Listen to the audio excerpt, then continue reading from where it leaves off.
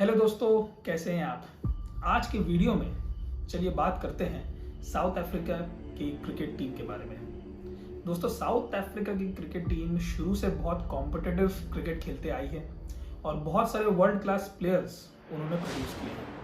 तीनों फॉर्मेट्स में South Africa cricket ने बहुत साल क्रिकेट को डोमिनेट किया है, चाहे वो टेस्ट हो, वनडे हो या T20 हो। और बहुत सारे कॉम्पिटिटिव प्लेयर्स, बहुत सारे वर्ल्ड क्लास प्लेयर्स उन्हें प्रोड्यूस किए हैं, जैसे डेल स्टेन हो गए, AB डिविलियर्स हो गए जिनको हम सुपरमैन बोलते हैं, शिव आमला हो गए, शॉन पॉलक हो गए, ग्रैम स्मिथ हो गए। मगर साउथ अफ्रीका क्रिकेट ने भी ये प्लेयर्स प्रोड्यूस करने से पहले और इतना अच्छा कॉम्पिटिटिव क्रिकेट खेलने से पहले एक बहुत ही डार्क पास्ट झेला है। क्या आप जानते हैं दोस्तों कि साउथ अफ्रीकन क्रिकेट और साउथ अफ्रीकन क्रिकेट टीम 20 साल के लिए ICC ने बैन कर दिया। और इस बैन से दोस्तों कई हिस्ट्री जुड़ी है साउथ अफ्रीका की, उनके नेशनलिज्म से, उनके इंपीरियलिज्म से, ब्रिटिश एम्पायर के कॉलोनियलिज्म से। तो इस वीडियो में चलिए जानते हैं ये पूरा एपिसोड साउथ अफ्रीकन क्रिकेट के बारे में।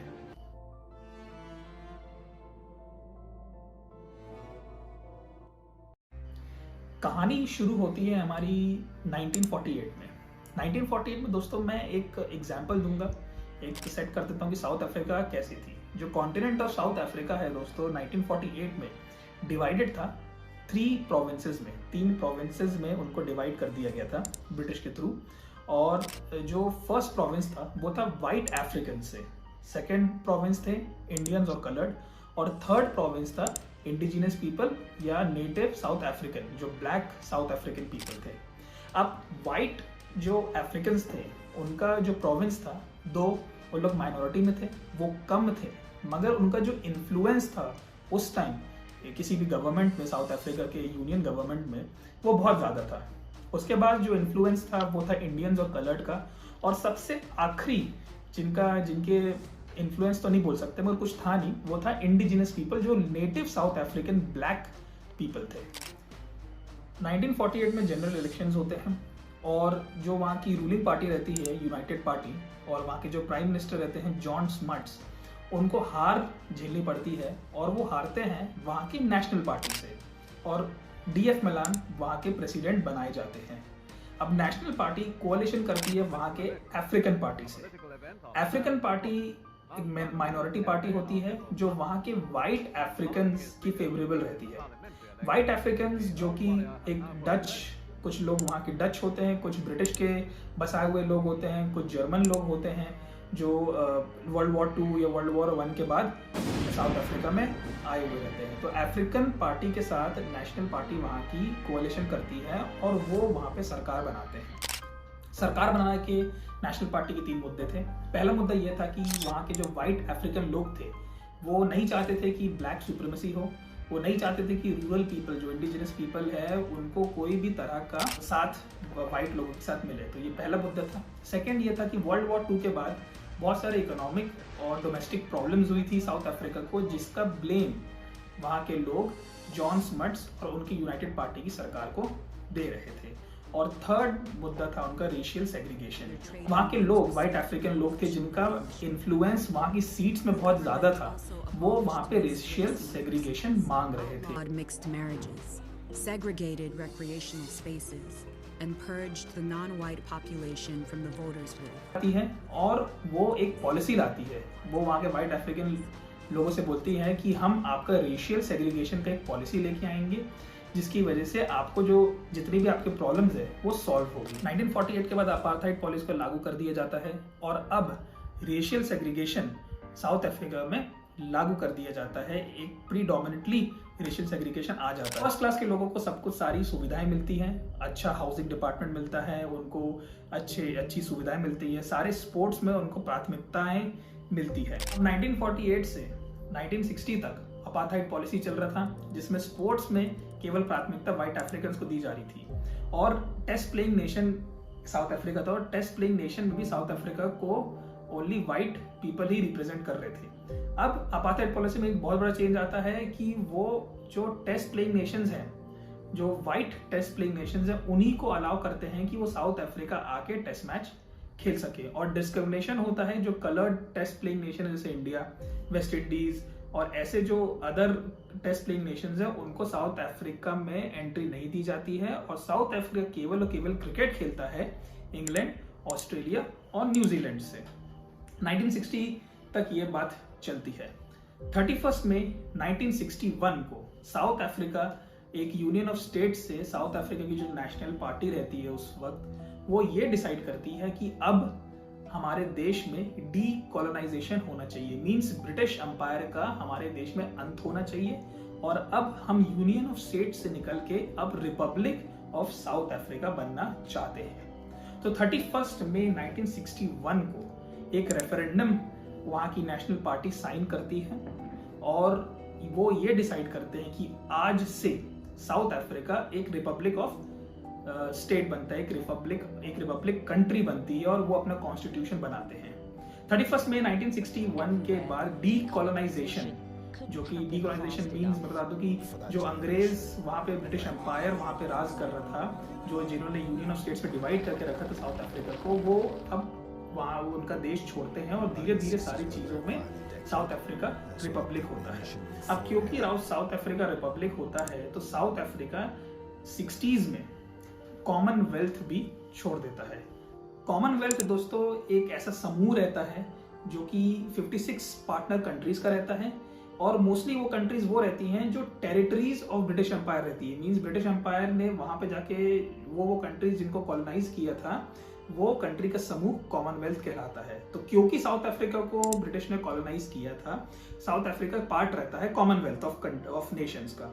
कॉमनवेल्थ 1961 के बाद रेफरेंडम के बाद साउथ अफ्रीका छोड़ देता है। अब जैसे ही साउथ अफ्रीका कॉमनवेल्थ को छोड़ता है, क्योंकि कॉमनवेल्थ और आईसीसी, उस टाइम इंपीरियल क्रिकेट काउंसिल, उन दोनों का मेंबरशिप एंटवाइंड रहती है। रूल ये रहता है कि अगर आप कॉमनवेल्थ छोड़ेंगे तो आपको आईसीसी भी छोड़ना पड़ेगा, इसीलिए साउथ अफ्रीका आईसीसी को भी छोड़ देता है। जैसे जैसे डीकोलोनाइजेशन बढ़ता है साउथ अफ्रीका में, और ब्रिटिश छोड़ के जाते रहती है साउथ अफ्रीका को, मगर वहाँ के लोग अभी परेशान रहते हैं वहाँ की अपार्थाइड पॉलिसी से, और तभी जन्म होता है एंटी अपार्थाइड मूवमेंट का, और कई सारे लीडर्स जो अपार्थाइड के अगेंस्ट है, जैसे नेल्सन मंडेला का भी वहाँ पे पॉलिटिकल जर्नी स्टार्ट होती है। सो नेल्सन मंडेला और उनकी टीम कंटिन्यूसली प्रोटेस्ट कर रही थी। एंटी अपार्थाइड मूवमेंट एक पार्टी रहती है, वो भी कंटिन्यूसली प्रोटेस्ट कर रही थी, और अब anti apartheid movement world wide protest करती है अपार्थाइड पॉलिसी का, और रिक्वेस्ट करती है सारे कंट्रीज से, सारे प्लेयर्स से, सारे लोगों से कि वो साउथ अफ्रीका और साउथ अफ्रीका गुड्स को कंप्लीटली बॉयकॉट करे। बॉयकॉट का मतलब यह है कि साउथ अफ्रीका को थरली हर जगह से हटाया जाए। दूसरी तरफ आईसीसी मेंबरशिप में, आईसीसी में जो कलर्ड कंट्रीज रहती है जैसे इंडिया, वो प्रोटेस्ट करती है regularly south Africa cricket team की ये पॉलिसी के अगेंस्ट, साउथ अफ्रीका की ये अपार्थाइड पॉलिसी के अगेंस्ट, जहां पे केवल और केवल मौका दिया जा रहा था वाइट अफ्रीकन्स को टेस्ट खेलने का, स्पोर्ट्स में खेलने का। और इसी कारणवश 1970 में आईसीसी साउथ अफ्रीका को कंप्लीटली बैन कर देती है। दो कारण मेन रहते हैं आईसीसी के साउथ अफ्रीका को बैन करने के। पहला रहता है जो उनकी अपार्थाइड पॉलिसी रहती है, जहां पे रेगुलरली डिस्क्रिमिनेशन होता रहता है वहां पे कलर्ड और इंडिजिनस पीपल के साथ। और दूसरा जो रहता है कि उनके गवर्नमेंट, जो साउथ अफ्रीका की नेशनल पार्टी गवर्नमेंट रहती है, उनका रेगुलरली किसी क्रिकेट बोर्ड में, किसी क्रिकेट टीम में इतना इंटरफेरेंस। इंटरनेशनल बैन के बाद सारे प्लेयर्स का जो करियर रहता है वो समाप्त हो जाता है। कई सारे प्लेयर्स माइग्रेट कर जाते हैं दूसरे टेस्ट प्लेइंग नेशंस में खेलने के लिए, और बहुत सारे अच्छे प्लेयर्स जैसे ग्रैम पॉलक, बैरी रिचर्ड्स और माइक प्रॉक्टर, ये सारे अच्छे प्लेयर्स रहते हैं जिनका करियर टोटली समाप्त हो जाता है। क्रिकेट इंटरनेशनली साउथ अफ्रीका के लिए बैन हो जाता है, डोमेस्टिकली भी क्रिकेट बैन हो जाता है। मगर कुछ रिबेल टूर्स होते हैं 1980 से लेकर 1990 के दशक में, जो साउथ अफ्रीका में खेले जाते हैं, और जो टीम लोकल टीम, जो इंग्लैंड की प्रैक्टिस टीम है, सेकंड टीम, ऑस्ट्रेलिया की second line team south Africa आके रेगुलरली मैच खेलती रहती है। मगर वो पैशन नहीं रहता है पब्लिक में, क्योंकि अब साउथ अफ्रीका को इंटरनेशनली बैन कर दिया जाता है। फरवरी 1990 में नेल्सन मंडेला को जेल से रिलीज किया जाता है और अपार्थाइड पॉलिसी का फाइनली समापन होता है। और क्योंकि अपार्थाइड पॉलिसी को अबॉलिश कर दिया जाता है 1991 में, आईसीसी साउथ अफ्रीका को फिर से रीइंस्टेट कर देता है as a international cricket team, as a international cricket test playing nation. और 1991 के बाद साउथ अफ्रीका अपना पहला ओडीआई मैच खेलता है इंडिया के अगेंस्ट कैलकाटा। 1992 में साउथ अफ्रीका एक टेस्ट सीरीज खेलता है वेस्ट इंडीज के अगेंस्ट, और 1994 में साउथ अफ्रीका वापस कॉमनवेल्थ ज्वाइन करता है, मगर now as a Commonwealth republic. 2006 में एक बहुत बड़ा achievement South African cricket team में होता है जब एशवेल प्रिंस एक first non white male cricket team के कैप्टन बनते हैं और ग्राम स्मिथ जो वाइट थे उनको सक्सीड करते हैं। 2006 के बाद बहुत सारे प्लेयर्स साउथ अफ्रीका, बहुत सारे non white players south Africa में आते हैं, जैसे कंगिसो रबाडा, मकाया एंटनी जो फर्स्ट इंडिजिनस फास्ट बॉलर रहते हैं साउथ अफ्रीका के लिए, बहुत ही शानदार बॉलर रहते हैं। और उसके बाद साउथ अफ्रीका की जो जर्नी है क्रिकेट की बहुत अच्छी रहती है, बहुत सारे प्लेयर्स प्रोड्यूस करते हैं वो और बहुत ही अच्छे क्रिकेट खेलते हैं। दोस्तों इस वीडियो में हमने साउथ अफ्रीका की क्रिकेटिंग जर्नी के बारे में पता किया था और आशा करता हूँ, होप करता हूँ कि आपको ये वीडियो पसंद आएगा। और नेक्स्ट वीडियो तक के लिए जय हिंद, जय भारत।